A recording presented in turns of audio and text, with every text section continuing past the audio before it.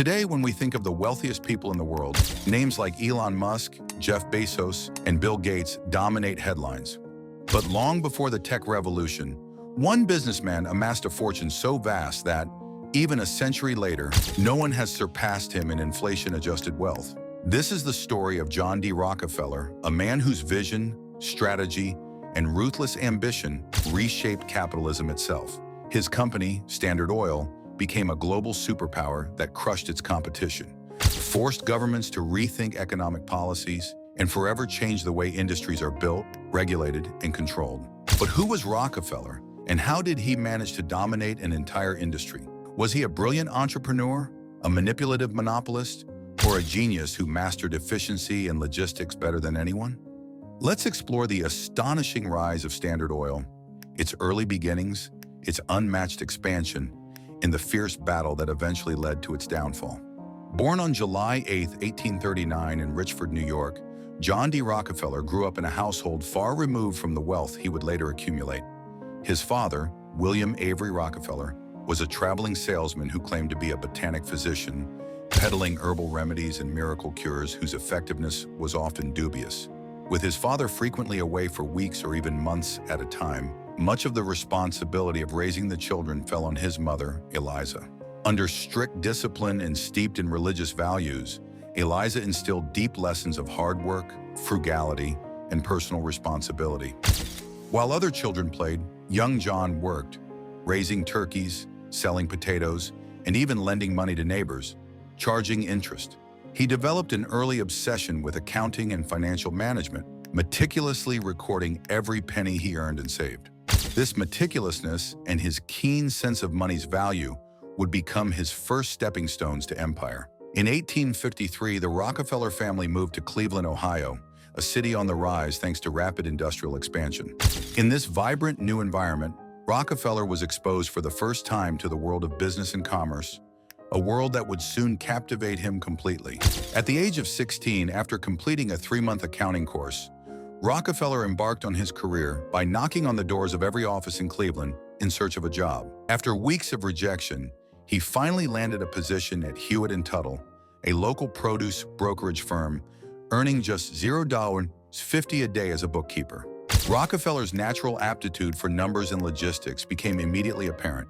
Within a year, he was handling major shipments of grain, meat, and hay, constantly refining the operations to maximize efficiency and cut costs. However, he soon realized that working for others put a cap on how much wealth he could ever accumulate. When his bosses refused to grant him a raise, the determined 18-year-old decided it was time to venture out on his own.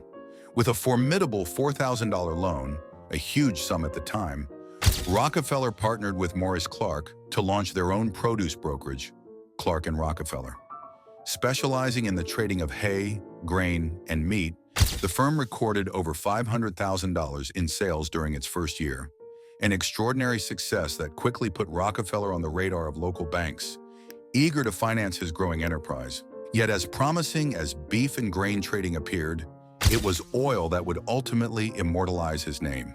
In 1859, the discovery of oil in Titusville, Pennsylvania ignited an economic frenzy that would forever alter America's landscape. Thousands of hopeful entrepreneurs rushed to the oil fields, hoping to hit it rich by drilling for crude oil. However, while many focused on the highly unpredictable and often perilous process of drilling, Rockefeller recognized that the real money lay not in finding oil, but in refining it.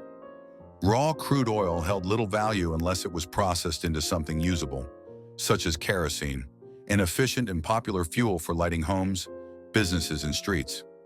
Rockefeller bided his time until the government built a crucial railroad connection between Pennsylvania's oil fields and Cleveland. In 1863, he launched his first oil refinery.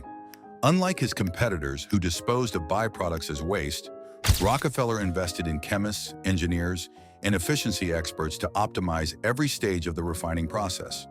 He turned potential waste into wealth by marketing paraffin wax for making candles, tar for paving roads, naphtha for various industrial applications. By 1865, his refinery was valued at $70,000, standing among the largest in Cleveland. Yet for Rockefeller, merely being successful was not enough. His sights were set on controlling the entire industry. In 1870, Rockefeller founded Standard Oil, a move designed to harness aggressive expansion and consolidate power. At that time, Cleveland was home to 26 competing refineries. Within just 5 years, Rockefeller acquired all but 4 of them, using methods as ruthless as they were effective. He would invite competitors to his office and lay bare Standard Oil's highly efficient financial records. Demonstrating that his operations could sell oil at lower prices than his rivals, he outlasted many who couldn't sustain prolonged price wars. He offered attractive buyout deals, ensuring that former refinery owners would integrate their expertise into his growing empire. By 1880, Standard Oil controlled a staggering 90% of America's refining industry, dominating not only the production side, but also the entire supporting infrastructure: pipelines, storage facilities, transport networks, and even preferential deals with railroads. Rockefeller didn't just sell oil, he effectively dictated the price of energy nationwide, altering the very fabric of the American economy. This overwhelming control forced Congress to take notice, leading to the passage of the Sherman Antitrust Act in 1890, America's first major piece of legislation aimed at dismantling monopolies. Anticipating governmental intervention, Rockefeller restructured Standard Oil into a powerful trust in 1882, bringing 40 subsidiary companies under one umbrella. This legal maneuver made it extremely difficult for regulators to dismantle his burgeoning empire. For decades, Standard Oil reigned supreme. But in 1911, after protracted legal battles, the Supreme Court ruled that Standard Oil had to be broken up into 34 separate companies. Ironically, this breakup did not weaken Rockefeller's hold on wealth. By retaining stakes in almost all of these newly independent entities, he ultimately became even richer. Over time, many of these splintered companies merged to form today's oil giants such as ExxonMobil, Chevron, and BP.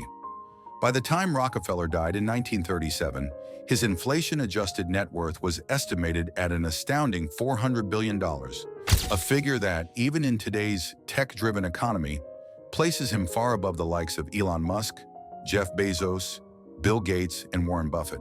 To put it into perspective, when Elon Musk's fortune peaked at around $250 billion, Rockefeller's wealth was roughly 60% greater. At its height, Jeff Bezos' net worth reached around $200 billion, only half of what Rockefeller's legacy represents. And compared to Bill Gates' peak of $135 billion, Rockefeller commanded nearly 3 times that amount. Even if Standard Oil had remained a single integrated company through the decades, its evolution into the modern energy sector could have easily propelled Rockefeller's fortune beyond the $1 trillion mark, cementing his status as the richest businessman in history. John D. Rockefeller redefined the very nature of capitalism. He built an empire so powerful that it forced governments to rethink industrial regulation and set the stage for the modern economic landscape. His legacy is as controversial as it is influential, viewed by some as a pioneering visionary and by others as a ruthless monopolist. Nonetheless, the mark he left on the world remains unmatched. Even today, when adjusted for inflation, his fortune eclipses the wealth of every modern billionaire. His success was not merely measured in dollars, but in the profound transformation he brought to industry and commerce. Rockefeller's story is a testament to the power of relentless ambition and strategic brilliance, a legacy that still shapes the global economy.